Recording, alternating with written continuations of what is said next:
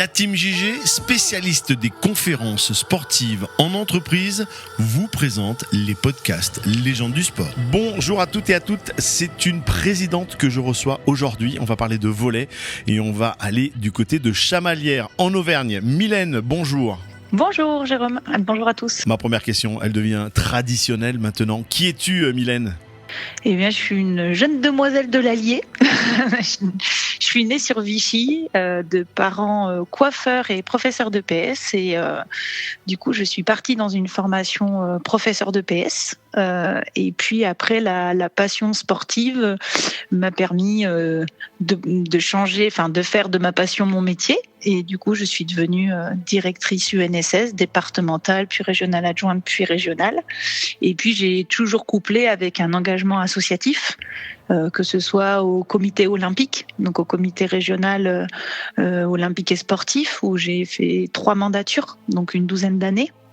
Et puis après, du coup, je me suis engagée à partir de 2014 officiellement au sein du Volleyball Club Chamalières.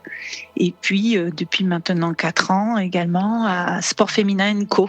Avec laquelle j'ai la chance d'être avec d'autres présidents et nous partageons beaucoup d'ambitions et de valeurs communes. Quel est ton sport de prédilection ? C'est le volley ou tu es venu au volley par hasard, peut-être par le biais des enfants, du mari, des cousins ? Non, en fait j'ai fait des sports depuis mon plus jeune âge, athlétisme, foot, beaucoup de foot. Et puis après, en grandissant, le foot était à l'époque pas encore suffisamment féminin. Et donc, j'ai basculé sur le volley à partir de 13-14 ans. Et je suis rentrée en section sportive et j'ai rencontré mon Serge, que j'ai gardé et épousé. Voilà. Quelles sont tes grandes passions en dehors du sport, puisque le sport prend beaucoup de place dans ta vie ? Eh bien, le temps familial, m'occuper de mes filles. J'ai deux grandes filles maintenant. Les rencontres avec les amis, la nature. J'aime bien aussi couper et puis tout ce qui est voyage, dès qu'on peut breaker un peu. C'est dans les projets. Alors, comment es-tu devenue présidente et depuis combien de temps es-tu présidente de l'association ? Eh bien, je suis à partir de 2010. Atman est resté, ça va être sa 23e saison au club du volley de Chamalières et depuis le début, on l'a toujours accompagné à l'ensemble de ses matchs. Et moi, j'ai joué au volley, mais j'ai jamais eu de licence en tant que joueuse. J'ai été sparring partner, mais après j'ai eu les enfants et après je me suis pas réengagée dans une équipe de façon, on va dire, compétitive. Et puis donc je suis restée dans le club où j'avais beaucoup d'amis dans le club et progressivement je me suis investie au sein du bureau et j'ai pris la présidence en 2014 l'année, et quand je prends la présidence en avril, on rentre dans l'histoire du club puisqu'un mois après on monte en première division. Donc un raz-de-marée dans l'organisation. Émotionnel et sportif et dans l'organisation. On parle un petit peu de l'organisation. J'imagine que vous avez un bureau. Est-ce qu'on peut citer les membres les plus actifs qui bossent avec toi ? Oui, bien sûr. C'est des personnes qui sont arrivées, j'allais dire assez récemment au sein du bureau. J'ai Fabienne Dachard qui s'occupe secrétaire générale et RH, Jean-Marc Chazelle au niveau de la trésorerie, Jacques Saturnin qui est là depuis longtemps aussi au niveau de trésorerie adjointe. Et puis là, on a plein de nouveaux qui étaient dans le club autour et qui nous rejoignent, comme Jacques Join, comme François Belmont. On a recruté des mamans très investies, Audrey Philippi, Frédéric Lémoni, Julie Lomont. On a la famille Garachon qui est là depuis longtemps. On a la famille Pérez qui est là depuis très longtemps. On a eu des prix de famille là, à la dernière assemblée générale, qui sont très engagés aussi dans l'organisation et le fonctionnement. Et on est une quinzaine en fait au conseil d'administration, on est 15 et au bureau on est à 5 ou 7 à se regrouper, et puis on a mis en place des commissions de travail également. Mylène, quelques chiffres de l'association avec le nombre d'adhérents et d'adhérentes. Oui, alors depuis une dizaine d'années on est entre 150 et 200 licenciés, cela fait à peu près une dizaine d'équipes avec notamment le secteur loisirs qui se développe et la création de Bibi Volley depuis cette année le samedi matin. Des garçons et des filles ? Oui, toujours. Et on aime les deux et on a une coloration un peu plus féminine au club. Ah oui, quand on a une équipe 1 qui marche très très fort, j'imagine que les filles sont attirées, les jeunes filles sont attirées par le club et pour aller jouer au volley à Chamalières.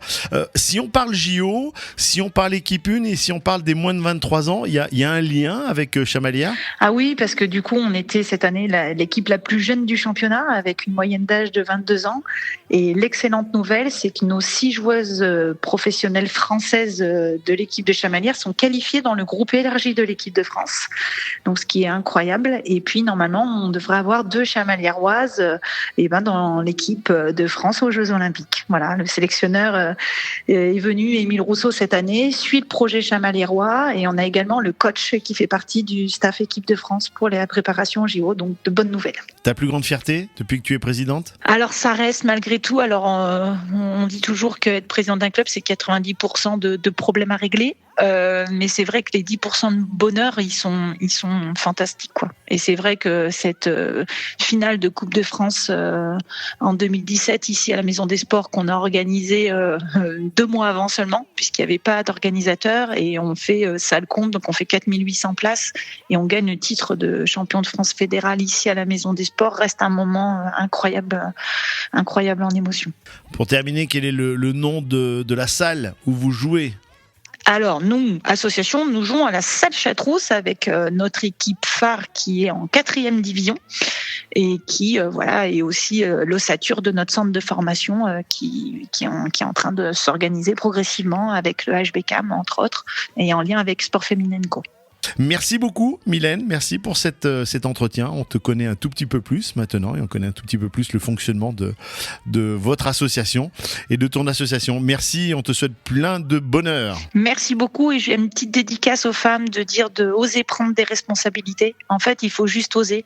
On peut faire les choses, ça prend du temps mais tout s'organise et c'est vrai que les femmes dans une structure associative apportent beaucoup. Voilà, on a des hommes d'expérience et il en faut, mais on a aussi besoin d'un regard différent sur le sport féminin et c'est bien aussi d'avoir des femmes pour le représenter. Donc voilà, j'invite les femmes à prendre des responsabilités et puis un effet coup de cœur aussi, engagez-vous avec le pass féminin sur Sport Féminin Co. Là aussi, en fait, c'est un acte d'engagement et de soutien au sport féminin et c'est important pour nous, ça nous permet à tous les clubs de nous développer, de faire rayonner aussi les athlètes du territoire. Merci beaucoup Mylène. Allez, vous continuez à partager l'ensemble des publications de légendes du sport et on se dit à très vite pour une prochaine interview et un prochain portrait de président ou présidente.